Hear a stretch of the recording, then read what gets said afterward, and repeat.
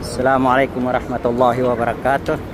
So ngayon, mag-start na po kami magtatawaf ng tawaful qudum. So mga kapatid sa pananampalatayang Islam, ngayon magtatawaf tayo ng tawaful qudum 7 beses. Ikutin natin yung Baitullah. Pagkatapos natin umikot ng 7 beses, magsala tayo ng ng 2 rakaah lumalapit sa Maqam Ibrahim. Kung medyo masikip doon, pwede na tayo lumayo kahit saan sa loob. Oo.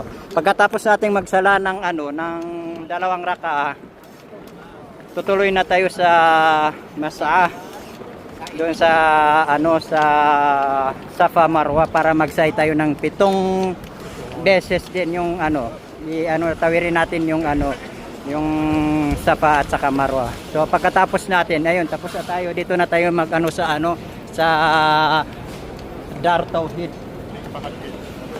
Dito na tayo magkita-kita kung sakaling magkakahiwa-hiwalay tayo.